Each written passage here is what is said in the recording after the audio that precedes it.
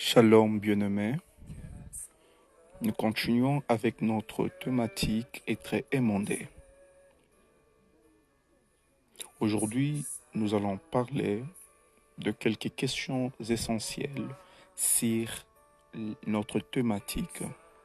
Dans Jean chapitre 15, verset 1 jusqu'à 2, qui est notre passage de base, c'est Jésus qui dit « Je suis le vrai cep et mon Père est le vigneron. Tout sarment qui est en moi et qui ne porte pas de fruits, il les retranche. Et tout sarment qui porte du fruit, il les monde en fait qu'il porte encore plus de fruits. » La première question à se poser par rapport à ce passage,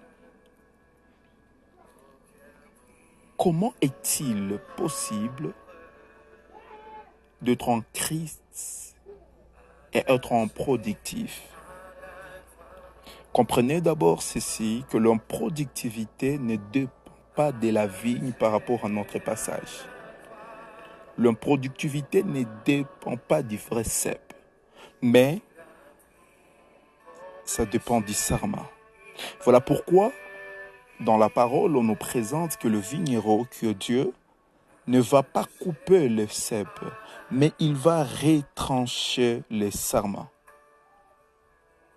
Ce qui revient à dire que le problème du non-changement de la vie de l'homme n'a jamais été Dieu, mais l'homme lui-même. Dieu veut que tout le monde parvienne à la connaissance de la vérité. Or, il est écrit que vous connaîtrez la vérité et la vérité vous affranchira.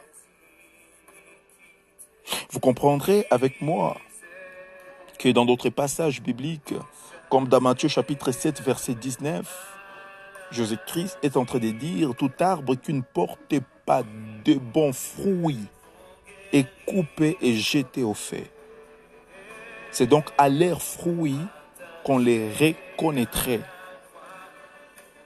Mais dans notre passage de base, on ne parlait pas de beaucoup de fruits, mais on parle 10 fruits, on parle le fruit en singulier.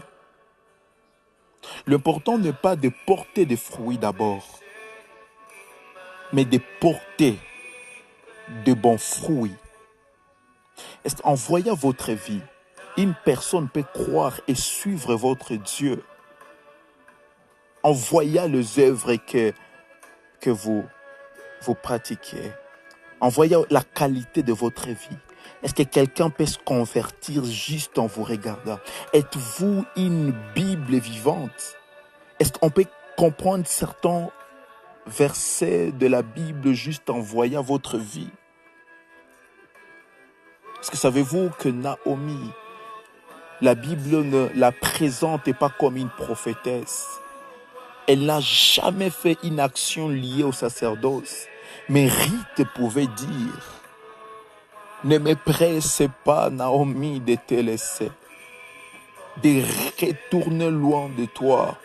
Où tu iras, j'irai. Où tu demeureras, je demeurerai. Et ton peuple sera mon peuple. Est-ce que j'aime? Il dit, ton Dieu sera mon Dieu. Est-ce que tes voisins, est-ce que tes collègues de service, est-ce que les membres de ta famille peuvent dire que ton Dieu sera notre Dieu juste en voyant la qualité de ta vie? L'apôtre Paul, avec beaucoup d'amertume dans son cœur, dans une correspondance, il avait dit à son fils Timothée, « Demas m'a abandonné par amour pour les siècles présents. » Plusieurs personnes ont abandonné Dieu à cause de la convoitise, à cause des choses éphémères. Bien-aimés dans le Seigneur, la plus grande question que vous devez vous poser, est-ce que vous êtes toujours avec le Seigneur? La plus grande question que vous devrez vous poser, est-ce que la qualité de votre vie rend gloire à Dieu? Attachez-vous à Dieu, car Dieu exauce la constance. Interrogez l'histoire et trouvez s'il y a quelqu'un qui s'était attaché à Dieu et finir sa vie malheureuse. Personne n'avait fait confiance à Dieu et le regrettait au crépuscule de sa vie. L'apôtre Paul dit aux Galates, vous couriez bien, mais qui vous a arrêté pour vous empêcher d'obéir à la vérité? Il dit, cette influence ne vient pas de celui qui vous a appelé. Dieu nous a appelés à la sanctification. Toute autre vie, toute autre qualité de vie opposée à la sanctification, cette influence ne vient pas de celui qui vous avait créé. Bien-aimés dans le Seigneur, ne vous tolérez pas si vous réalisez que votre vie est opposée à ce que la parole de Dieu nous recommande. Criez au secours à Dieu. Il y a des hommes oints par Dieu pour vous aider. Ne mourrez pas silencieux.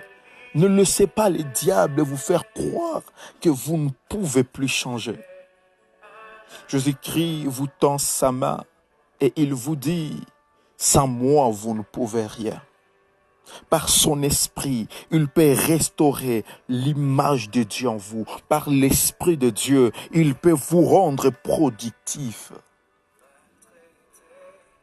Puis retenterait de dire, dans son épître de 2 Pierre chapitre 2 verset 20 jusqu'à 21, il dit en effet, si après s'être retiré des souillures du monde, par la connaissance du Seigneur et Sauveur Jésus-Christ, s'ils s'engagent de nouveau et sont vaincus, leur dernière condition est pire que la première, car mieux valait pour eux n'avoir pas connu la voie de la justice que de se détourner après l'avoir connue. Bien-aimés, peut-être il y a une situation, une circonstance dans la vie qui vous avait poussé à vous détourner de Dieu. Mais la bonne nouvelle que j'ai pour vous, si vous revenez en lui, il reviendra à vous. Le Seigneur vous tend sa main. La Bible dit, il lise des patiences pour que plusieurs se répandent. Bien-aimés dans les Seigneurs, Dieu veut que nous puissions produire des fruits. Mais nous allons voir aussi quelle est la différence qu'il y a. Parce que dans le livre, dans le livre des Jean, le chapitre 15, verset 1 jusqu'à 2, on a de nous parler le serment qui ne porte pas des fruits. On parle de fruits en singulier. Mais dans le livre de Matthieu, chapitre 7 et d'autres passages bibliques, quand on est en train de parler, on parle d'un arbre qui ne porte pas de fruits au pluriel. Mais laquelle différence nous devons comprendre entre le fruit et au singulier, le fruit au pluriel? Le fruit au singulier, dans la parole de Dieu, on est en train de faire allusion au caractère ou à la vie de Jésus. Dieu attend de nous la vie de son Fils. Voilà pourquoi dans Galates chapitre 5 verset 22, il est écrit, mais le fruit de l'esprit c'est l'amour. Oh là-bas, chata. Le fruit de l'esprit c'est l'amour. Et ensuite on continue. Mais quand on parle des fruits de l'esprit, c'est l'amour. On ne parle pas au pluriel, mais au singulier. C'est l'amour, virgule, la joie, la paix, la patience, la bonté, la bénignité, la fidélité, la douceur, la tempérance. Mais comprenez ici, comme Christ a parlé dans du serment qui ne porte pas du fruit, or dans la culture de la vigne, sur le sap, où le sap reçoit sa capacité de produire dans les cèpes. Et sur le sarment, il y a la grappe.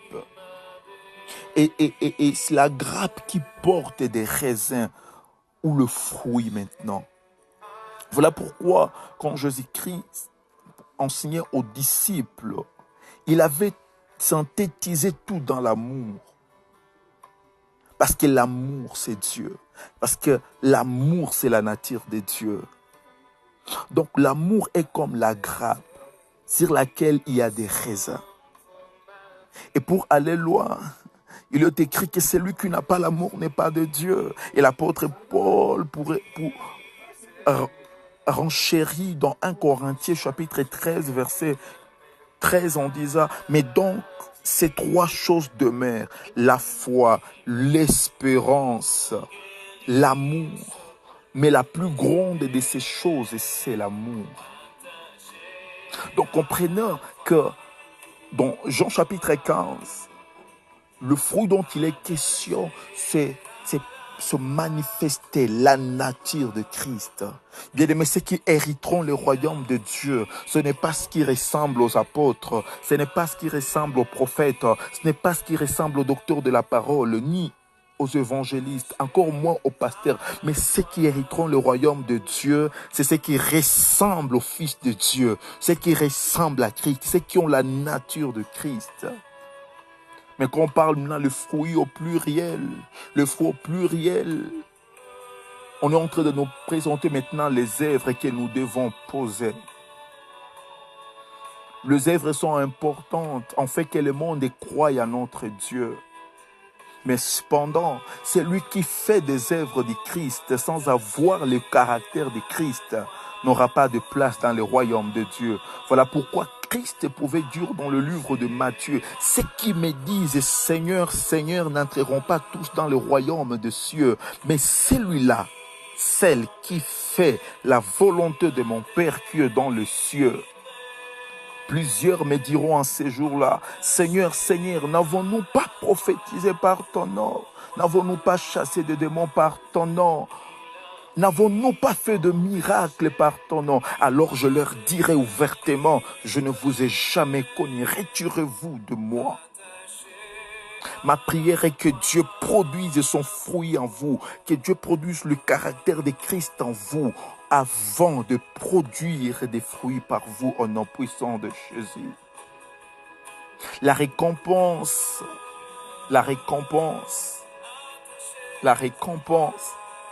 ne sera pas seulement pour ceux qui font des œuvres. Cependant, ceux qui font des œuvres en ayant la nature du Fils de Dieu. Alléluia. Que Dieu nous bénisse. La suite dans l'autre